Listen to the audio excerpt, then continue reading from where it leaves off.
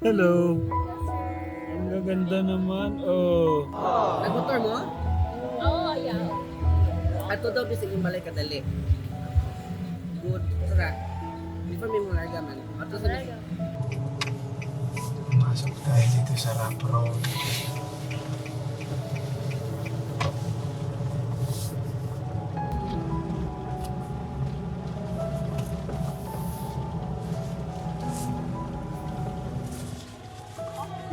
Dito pala sila. Magandang tanghali. Ang gaganda naman tong mga bago nating kategram. Mga bagong angel. Kapatid mo din. Oh, hello. Si Ate Rosalie. Rosalie. Tapos si Ate Regina dito din. Kapitbahay kayo. Ito po, katekram, dito po sila nakatira. Gusto ko kasi mas makilala ho sila, makilala yung mga magulang ni Ate Rosalie, tas Regina. Sila po yung kaya po paikot-ikot kami ni Tito Jun. Sabi namin may nahanap kami ni Tito Jun. Sila pala yung mahanap natin noon, katekram, na maabutan ng ating sama-sama pagmamahal ng gabi. Kaya masaya kami na nakilala namin kayo, ate. Nasaan si mama niyo? Pwede siyang ma-meet. Upo ka din, ate. Ito gatag or bago? Diyan ka, Kuya Carl. Ang gatag. Nagbebenta po ng peanut. Nung natanggap nila na pera, pinuhunan nila for peanut. Tubig. Water spring. Water spring. So, yung nagtitinda sila, hindi naman sa kanila yon dun sa babae na meet natin dun sa may-ari. Nung natanggap nila na pera, pinuhunan Wow! Ang galing! for peanut and water. Sige, lagay mo muna, Kuya August. Natutuwa naman ako. Kasi pambili naman po ng gamot ng mama ko yung mga para kasi nasa loob yung guwete niya. Sige, pakilala mo muna yung mama mo. Hello guys, ito po yung mama ko na pinakamamahal ko kahit kahit masakit na po, hindi siya sumusuko. Mahal na po kami lahat. Para nakikita mo yung ginagawa niya pa rin lahat kahit na may sakit ang mama mo. Kahit pagod. Ang pangalan niya, Nay? Si Geraldine po. Geraldine. Tapos, ilang taon na po kayo? 44. 44.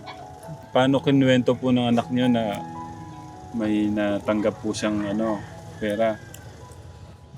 Sabi ko, masaya ako na may nagbigay sa kanya. Dahil kulang ang puhunan namin Ni 1.5 ang puhunan namin. Kulang. Naghiram kami na Nanghiram natin. na may tubo. Malaki May yung interest. malaki. Ang 1,000, 400 Yung tubo. Opo. Yung buong 10,000 ba? Paano yung ginawa ba doon? Bumili po ako ng isang bakid na bigas para din po sa kanan. At saka bumili po ako ng mga dito, mga panggamit dito sa bahay na para pang shampoo, pang laba. At bumili kami ng pang Noche Buena. Tinago lang muna yung pera para pang Noche Buena. Grabe naman katekram, no? Ang ganda ng pinuntahan ng natin, no? Inaabot natin, Kuya Carl. Okay. Kumusta po siya bilang anak? Okay na po. Minsan magagalit ako sa kanya. Bakit to? Bisaya lang. Bisaya po, sige, tas interpret niya. Usahay, Maglagot. lagot ako sa iya, pero magtangis ulit din ako kay siya man usahay matabang sa ako. Magunsa, magtang. Muhatag sa akon kung anong kulang sa bahay. Ang sakit ng usahay na nagmagunaaw na ako siya ba kasabaan, pero siya man gyapon matabang sa ako. Na-hurt siya, kuya. Kasi minsan pinapapagalitan niya si Rosalie. Oh. Pero naiisip niya, si Rosalie din yung Tumutulong sa akin. kanya. May babayaran sa eskwelahan. Siya naghahatag sa akin. Sa mga kapatid. Mm. Mga payments sa school, yung mga kapatid, siya yung Ibig nagpo-provide. sabihin, hindi lang pala pang sayo. Breadwinner siya. Sa, At a young age. ano po yung gusto niyo sabihin sa anak niyo? Kuha lang ako sa iya. Sana unta na ang mga kapatid niya tulungan niya. Masaya akong binigyan siya ng pera. Ang sabi ko, Lord, salamat na ang anak ko ang pinili. Dahil na may karamdaman ako bago palat ako na sa ospital, bago ako na lumabas. Wala kami. Sabi ko, mag-utang ka sa tindahan tapos di naman mapautang kay malaki naman ko na ang utang namin eh. Ba't po kayo nagkaroon ng utang, Nay? Wala na kami hirap-hirap na kay dahil na marami ako mga anak 8. Sa 8, Ang Minsan 5 sumuko kilo na- namin sa minsan araw, isa sumuko lang na siya, kaadlaw. Nagbilin pa siya sa kapatid ko na bantayan niya daw yung mga Doon sa kapatid ko. hospital. Doon, hindi niya na magalaw yung paa niya, yung ano, kasi nag-ano na. Tapos sabi niya na bantayan ko daw yung mga kapatid ko. Marami siya sinabi niya. Doon ako nagtitinda niya. Na-shock ako nung nasabi ng kapatid ko. Kinuha ko doon. Naiyak ako. Parang nawalan ako ng ginawa na. Parang, parang may matay na uli ako niya. Kinuha ko, pununta ako sa hospital. Ako yung nagbabantay, nag-aalaga. Kahit pag pumunta yung nurse, anong in-inject niya, sinasagot, tinatanong ko, baka mawala naman kami ng ina kasi marami nang namamatay. Natatakot. Naghuling habili na pala si ate sa kanya. Ikaw na bahala sa mga kapatid mo. Bakit, sa tintabo, ka nang na-stroke ka? Anong wala makakaliyot yung mulawas? Iwan ko, Tungod sa guwitan, ng kurog-kurog na yung kamot niya. Nalamba na siya kapila. Stress yung katawan niya, kuya. Hindi na siya makagalaw doon sa bahay before siya na. bakit po kaya? Sabi ng Doon sa doktor, meter. stress na ko. Stress. Sama-sama na po siguro yung Anxiety. stress. Sobrang pag-iisip, hindi po maganda talaga yun. Kasi kahit init ng magguna siya, gusto niya malinis yung paligid, ayaw niya Ito makalat. mainit, nagpuputo siya ng mga grass. Nagtatanim ng mga gulay para ibenta. Ingatan niyo po yung niyo, sarili niyo, Nay. Kasi pagka kayo yung nanghina, paano pa yung mga anak niyo? Kailangan niyo pong pag-ingatan ng sarili niyo. Ganon din po yung asawa niyo, sabihin niyo po, no? Pero ang asawa ko, may bisyo. Sabi ko, kung hindi ka magbabago, papalayasin ka namin. Kaya hindi na maagwanta ang mga anak ko sa'yo.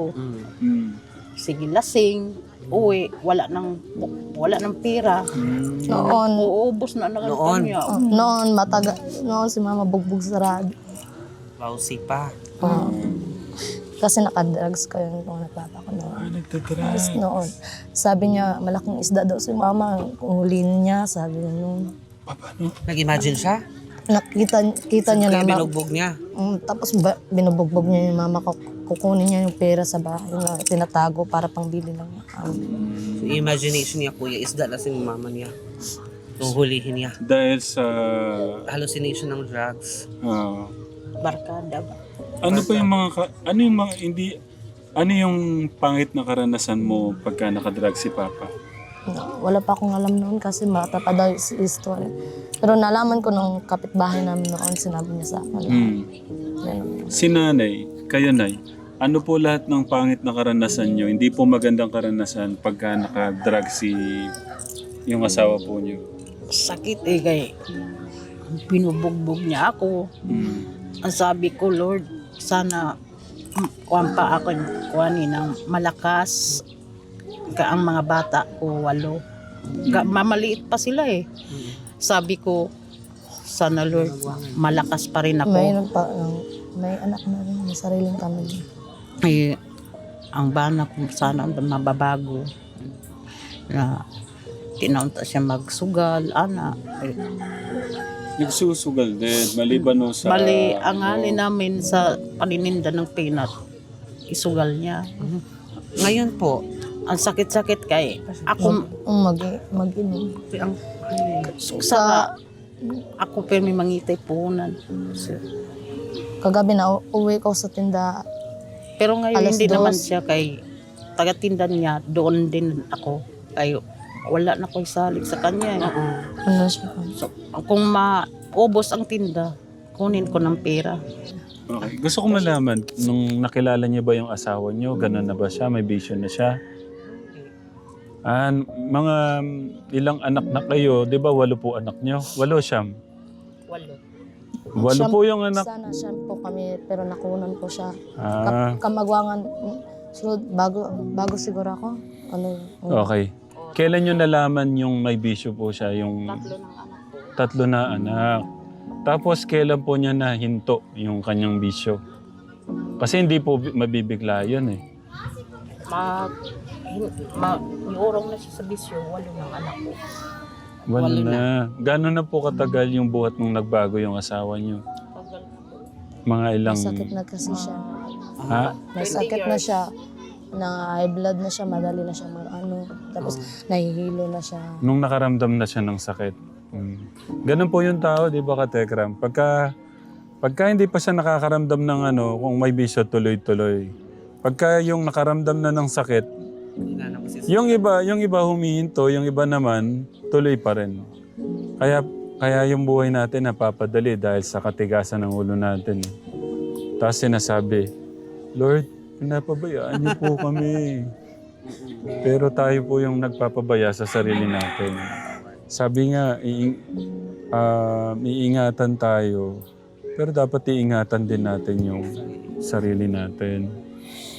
Pero ang sabi ng linga ng Ang kapitbahay.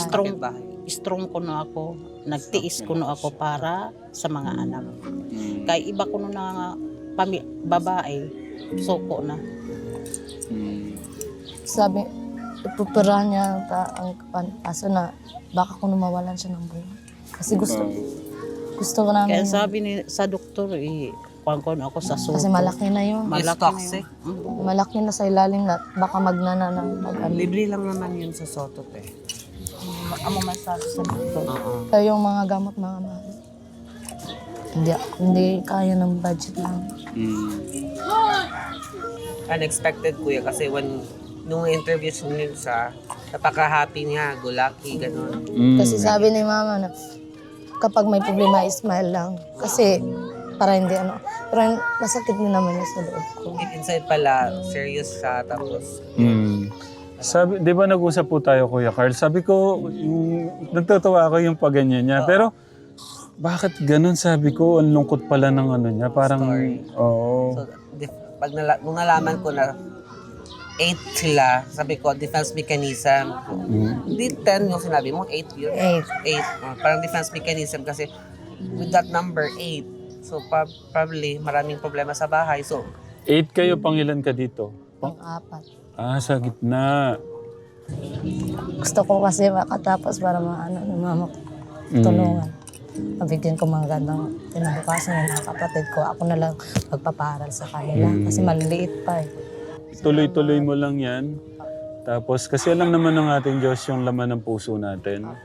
Yung pagmamahal mo sa mama at papa mo, sa mga kapatid mo. Isentro mo si God sa buhay mo para magabayan ka niya. Ano yung mga tamang mga plano, desisyon sa buhay. Salamat po. Welcome. At binabati po namin kayong advance Merry Christmas and a Happy New Year. Merry Christmas din. Tapos yung ganun-ganun. Na-miss ko yung ganun. Paano ba yan? Hindi. Kasabay nung yung gumaganon eh. Di ba? Ano yung gusto mong sabihin sa mga kabataan? Sa maraming kabataan dyan, ang masasabi ko lang na wag niyong sayangin yung anong binigay sa inyo ng magulang niyo dahil pag sila yung nawala, kayo din ang mawawala na. sa buhay. Mm. Mas unahin mo muna yung pamilya mo bago yung mga gusto nyo or anong lalaki, ganyan. Unahin mo muna yung goal mo kasi pag nakatapos na yun, doon naman tayo pupunta. Paano kung may nanligaw dyan? Nakakotse, mayaman, gwapo. Hindi ko naman yan inaano yung mayaman, yung ugali. Kasi yun ang nakita ko. Kasi di ba? Maraming mayaman, ang ugali ng pangit. Di ba merong iba dyan, hinahanap po rin mayaman. Yun po sana ang gusto ng mama ko. Sabi ko na, hindi naman ako muna mamimili. Kung anong dumating sa akin, yung maganda naman yung ugali. Sana, hindi naman. Nay, paano nyo sinabi sa anak nyo yan? Kasi di ba, siguro nakikita nyo yung iba nakakapag-asawa ng foreigner, mayaman, ganon. Mayroon sa cellphone niya eh. Gusto mag-meet sila pero i-block niya. Oh. Talagang focus ka muna sa family mo. Kaya pala gusto kong magpunta Kaya rito. pa talaga hard to get siya nung nag-ask tayo ng name. Tagal niya magbigay ng name. Sabi niya, i-add mo ako sa Facebook. Hindi siya agad bumibigay. Paano niyo sinabi sa kanya nung dapat anak, mayaman nung mo? Paano niyo sinabi yun? Sabi ko, mas swerte na yun sa'yo. Ang sabilat niya, hindi muna eskwela pa rin ako. Kasi yung kapatid ko, nabuntis ng maaga niya, walang ama. Kasi hindi malayong madami magkakagusto. Kasi maganda siya, matangkad. Pero gusto ko lang itanong, gaano karami yung nanliligaw sa'yo? Hindi ko po alam. Taganjod. Marami po, pero gusto ko i-block kasi natatakot ako. Kasi marami na kasing nakikita ko kasi sa mga kabataan na pag ganyan ibibigay ulit yung nila sarili tapos nabubuntis. Yun ang maaga mabuntis na wala ng pag-asa ng makaahon. Sinayangan nila yung opportunity na binigay sa kanila, ganyan. Kaya ayoko muna. Gusto ko muna makatapos kasi sayang kasi nasa akin na binigay na nga tapos itatapon ko lang. Ang galing ng bata na to. Full of wisdom. Napakagandang halimbawa niya sa mga kabataan dito. Ang swerte niyo, ang blessed niyo sa anak niyo. Si Roslyn, Ate Roslyn dito. Oo, ang gandang mga anak ko. Ay, wapo din Dito. Patay ka, kwaon. Naku, patay daw. Kuwaon? Ano yun? Ang ganda din ni Ate Roslyn, no? Si mama na sa kanya na magagalit kasi ating gabi nasa labas, sa mga barkada. Ako nasa loob kahit ate niya. Tapos siya, ka mama, parati na lang sumasama sa mga barkada, ganyan. Unahin ko muna sa panganay. 8 sila, bakit kulang po, Nay? Ang panganay na May sariling pa niya. So yung, ano po pangalan ng panganay? Regine po, Ilan taon po? 20. Okay, yung sumunod po, may asawa na. Yung sumunod po, Ito ang dalawa. ito na. Okay, pangalan ko ya? Joshua, Ilan taon? 21. Tapos nakita ko may maganda kang kasama dun. Sino yun? Girlfriend po. Ilan taon na kayo? 2 months. Bago 2 pa lang. months. Anong nagustuhan mo sa kanya? Maliban sa kagandahan niya. Ugali niya. Maganda, maputi, ano ba? Ugali niya kalasingan. Ugali at saka kalasingan niya. Kalasingan. Naglalasing. Madalas kapag nag-aaway kami. Sa tingin mo, kumari lang. Meron kang anak. Kumari lang meron kang anak. Na dalaga. Lasing ka. Tapos nakikipag-boyfriend. Tapos umiinom. Maganda ba yun? Hindi. Ikaw nang dapat pag-usapan niyo yun. Opo. No? Naayos naman. Pero wala akong karapatan na i-judge siya. Pero mas maganda sa samahan na walang bisyo. Oo. Oo No. na. Pwede pa. Oo. Kasi kumari nagsama na kayo, may bisyo kayo, tayong dalawa, may anak kayo. Tapos nakikita nila, nagiinom kayo. Gusto mo yan? Hindi. Masama yun sa mga bata eh. Yun, ang gusto kong sabihin. Tapos, sumunod sa'yo, kuya, Yung kapatid kong babae, siya nasa Maynila. nag-work siya. Working. Yun yung may anak. Meron din siya may Yung may anak walang na siya. ama. 21 ka yun, ilang taon? 18. 18, tapos nakapag-asawa na. Ilan yung ano nyo?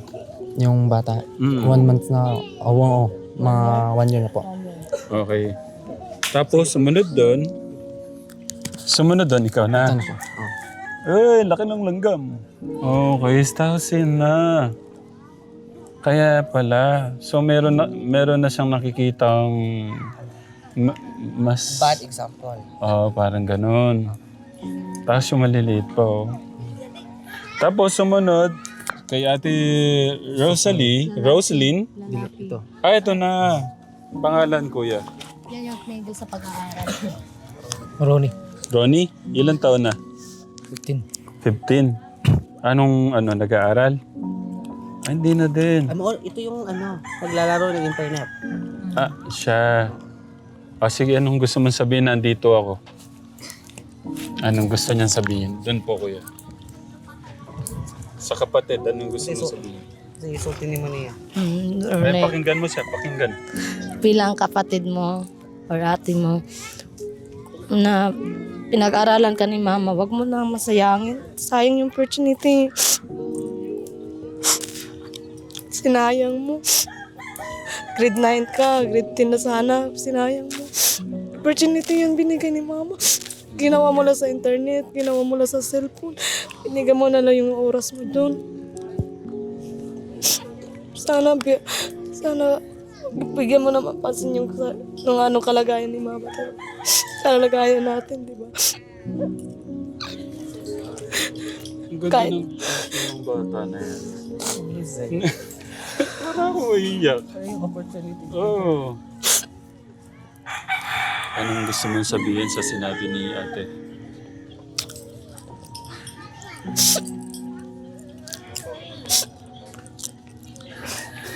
Anong gusto mong sabihin sa sinabi ni ate? Kahit galit ka sa akin, kahit sinuntok mo ko dito. Pero wag mo naman ako. Kasi bilang kapatid mo, mahal pa rin, di ba? Ba't mo sinuntok? Kahit si mama, inano mo, di ba? Noon, yung hindi pa nakuha yung cellphone mo kasi pininda ni mama. Sinuntok mo si mama, di ba? Huwag naman ganon. Ba't ka sinuntok, ate? Paggalit siya. Yung cellphone niya na. Yung si mama hindi nakuha niya, naprendan na nung kasi Masangla yung yung cellphone. Kasi wala nga pera nun, di ba? Niya sinutok niya si Ba't mo mama. sinuktan si ate? Lala. Wala lang. Anong naramdaman mo nung nasuntok mo yung kapatid mo, yung ate mo? Babae pa yun.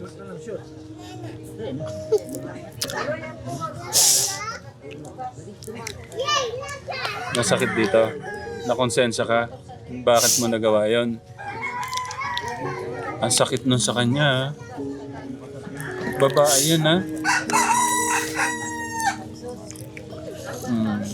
Hindi naman ulit, ha? Dapat iniingatan natin yung mga kapatid natin, ha? Ha? Iingatan natin yung mga kapatid natin.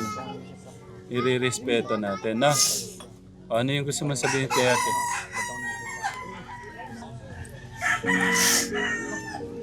Sorry ka kay ate. Sorry. Huwag na maulit yung ganun, ha? Hindi maganda kasi babae pa yan. Dapat pinoprotektahan mo siya. No? Okay? Huwag na maulit siya, no?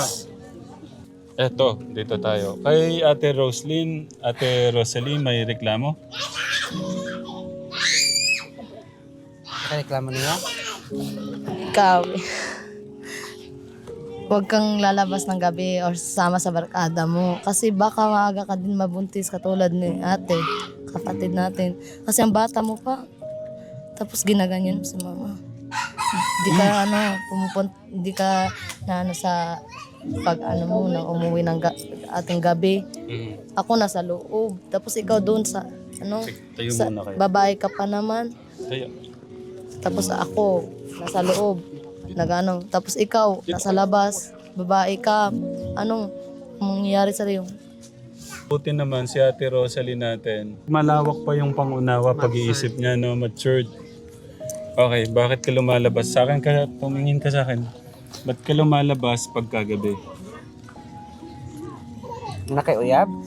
Naglalaro. Boyfriend daw? Naglalaro lang Crush. sa mga kabarkada ko.